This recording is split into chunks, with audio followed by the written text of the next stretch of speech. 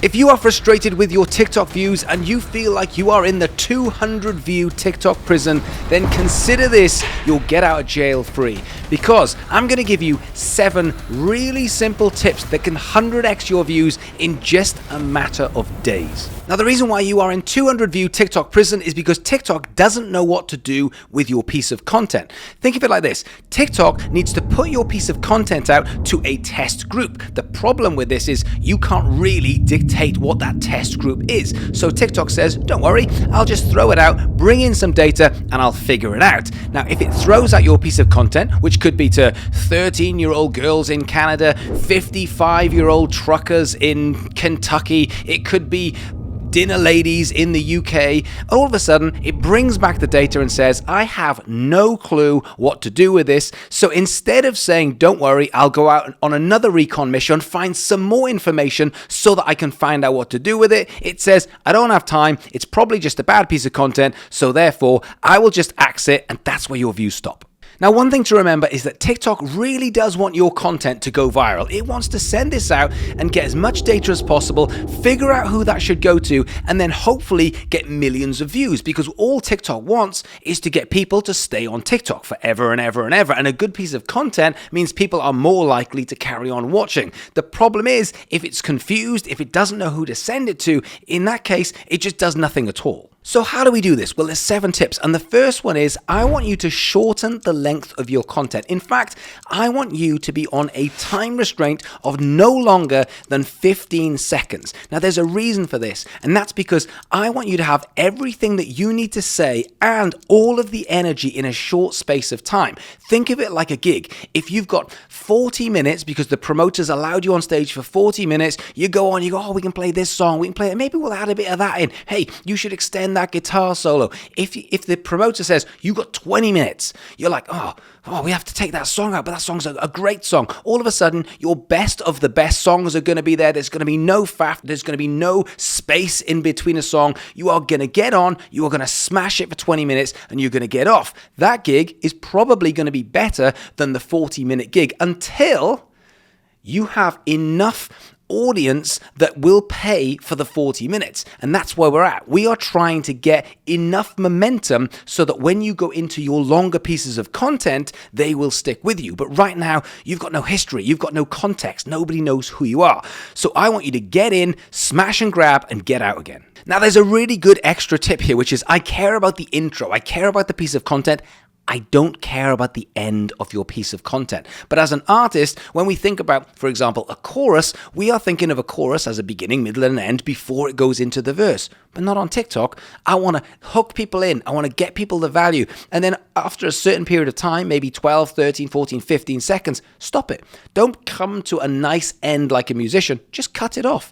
Just be going along. People like watching. And all of a sudden, it stops. And people go, oh, just stopped. And then they will move on. I would rather that rather than you coming to a convenient stopping point, which is far too far away from someone's consumption habit. Which leads me on to point 2, which is the first 1 second is important. I keep hearing this, the first 3 or 4 seconds. 3 or 4 seconds, this is TikTok. People are literally swiping like this. What can I find? What can I see? If you are not providing value within the first 1 second, they've already gone. In fact, if they swipe up and they don't recognize you, there's also a good chance that they're already gone. Which means when people swipe up, they are asking the following questions.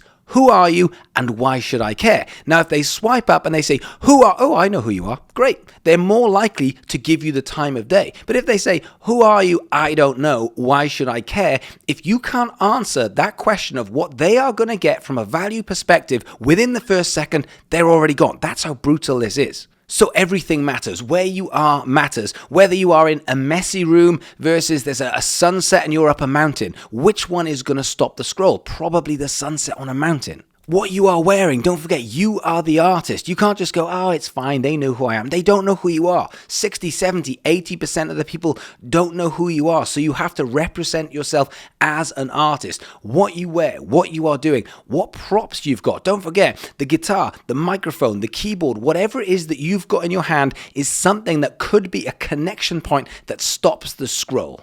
Number 3 is appeal to the messenger. Now, the messenger is the platform, in this case, TikTok. Most artists are so busy thinking about the consumer and the viewer on the other end, they forget to tell the platform who this needs to go to, which means we have to put the data into the piece of content to tell the platform who to put this in front of. Don't forget, there's a difference between a video and a piece of content. Everyone's saying, I've got to make videos. No. You've got to make content. Content means part of it is videos, but a video is just a part of the gig. What about the context, the description, the hashtags, all of the information that goes into the screen? Everything about this piece of content is more than just a video itself. So firstly, you start with an overarching hashtag. This is the hashtag that whatever piece of content you make, it has to fit into. So let's say it's hashtag folk artist. Let's say it's hashtag country music. Let's say it's hashtag metal band. What you're doing here is you're saying everything has to come under this umbrella of this overarching hashtag. Now, this doesn't include hashtag FYP or For You page. This is not 2018. The algorithm has got so much further. Now we have to use these hashtags and the description to get the SEO out there to show who we are and, more importantly, who to show this to, in the same way as geotags. Now, if you're in, let's say, America's got 330 million people. So you could be in LA, you could be in New York, you could be in Nashville, you could be doing country music, you could be doing metal. So just because you're in America, it doesn't necessarily mean that you are in the perfect place for that piece of content. So when you're geotagging, for example, Nashville, where I am, if you're in country music, then that makes more difference than if you say, America in general, because now I'm like, should it be going to LA or New York or Nashville or Middle America? So your job is to try and leave clues for the platform. And don't forget the description. It can't be wishy-washy. If you put, what a lovely day, then TikTok says, what the hell does that mean? Who do I put this out to? Whereas if you say, I think I've just written the pop punk track of the century, then at least from an SEO standpoint, TikTok says, oh, pop punk, I think I know what this is. And I think I know who to send this to.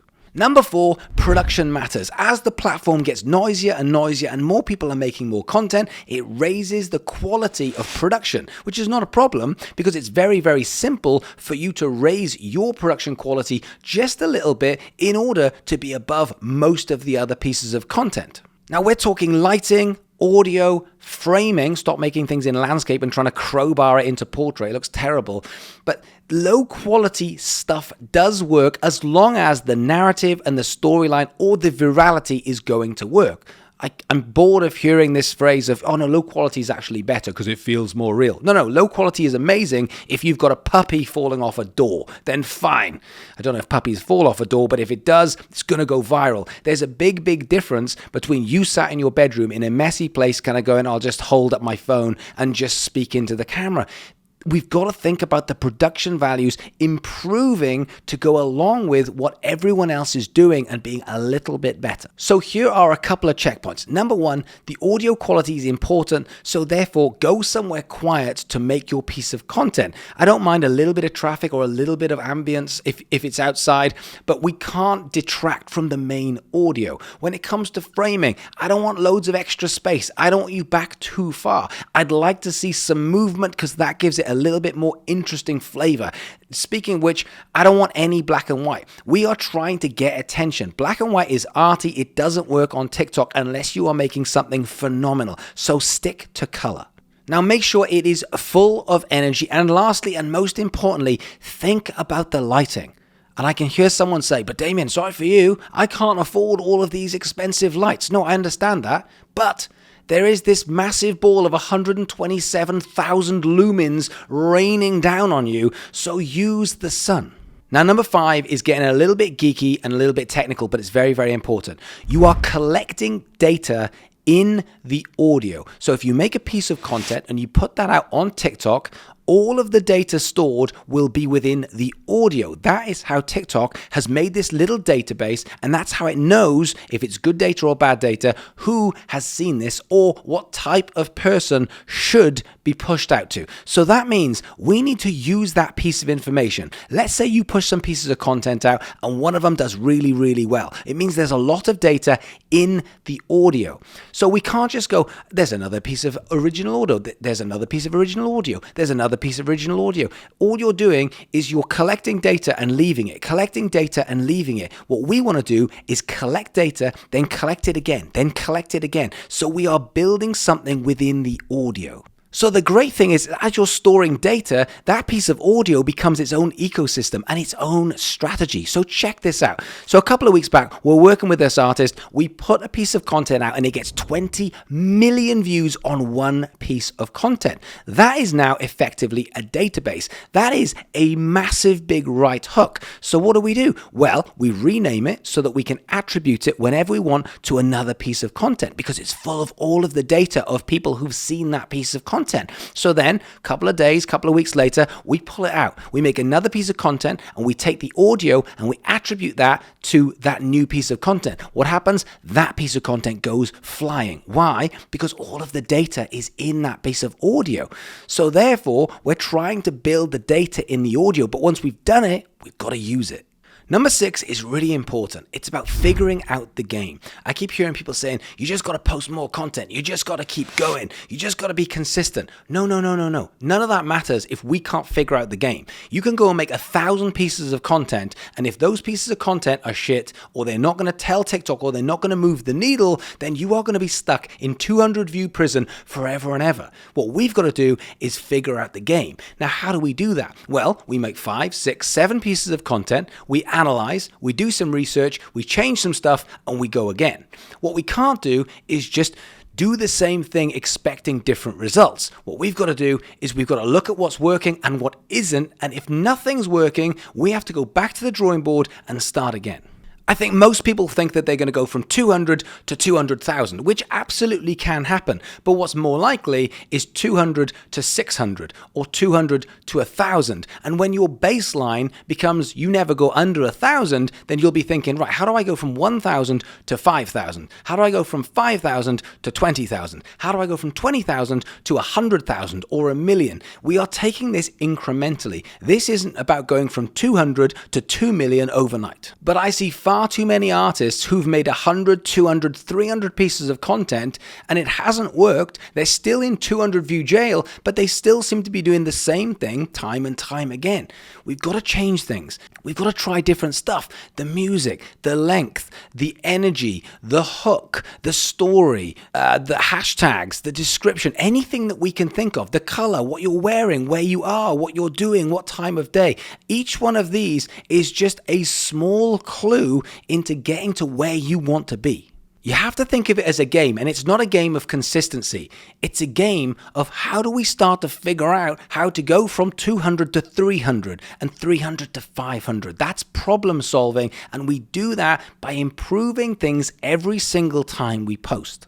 And number 7 is the comments. If you are in 200 view prison and then you get one comment on your TikTok, I want you to look after that person like they have never been looked after in their life. Because if for some reason someone finds you and says, this is good, and then leaves you an actual genuine comment and you go, cheers, you've just wasted a huge opportunity. If you look after this one person, they will come back. But there's something else as well. If you leave a comment back, a proper comment, like not just a thank you, but start a conversation, ask some questions. But in doing so, when someone else goes into the comments and they see that you are in the comments, you're in the room, then they think, hang on a minute. If I comment, you're going to answer me as well. So you're training the audience. So that one person becomes 2, the 2 becomes 4, the 4 becomes 10. You are training the audience, but you're also training the algorithm, because the algorithm says, hang on a minute, you had 10 comments on that. I'll take in that data. Oh, I think I understand who this is supposed to go to. So the next piece of content, you've got a little bit more data to start to push out to. Now, I'm sure once you've got 50, 60, 70 comments every single time you post, it probably gets frustrating. But right now, every single comment is gold. You have to look after those people so that eventually those people will look after you. The good news here is this is not subjective. If you are in 200 view prison on TikTok, I promise you, you can get out of it. You can build these numbers as long as you work on the right priorities, which are, number one, shorten your content. I want a lot of energy, I want it powerful, and I don't want you having these long intros or long pieces of content for the sake of it, because that'll start to bore people. Number two, I want you to think of the hook. It's not about the first 3 seconds or 4 seconds. You got 1 second and everything that goes into it, the color, you, what you're wearing, what you're doing, what props you are, everything about that first second needs to draw people in. Number three, I want you to appeal to the platform before you appeal to the viewer. Yes, you want to make content that people are going to like, but you have to be able to tell TikTok who this is supposed to go to.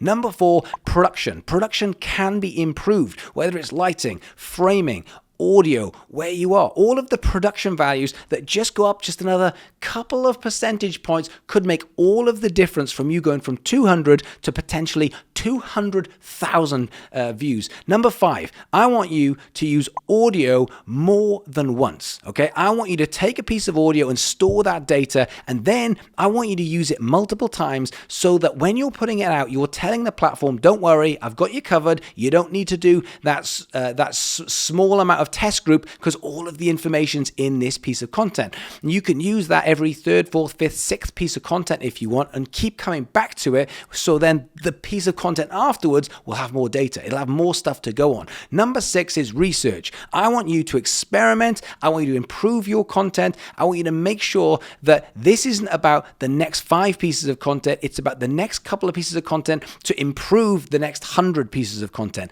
And lastly, I need you to look after people in the comments. I promise you, if there's one thing you can do is look after one person who will become 4, who will become 8, who will become 100, who will become 1,000, and it all starts in the comments. This is how you go from 200 views to 20,000 views to even 2 million views. So if you've got any more suggestions on how to get out of TikTok prison, then leave them in the comments below. Otherwise, thank you so much for watching. Check this video out, and I'll see you guys soon.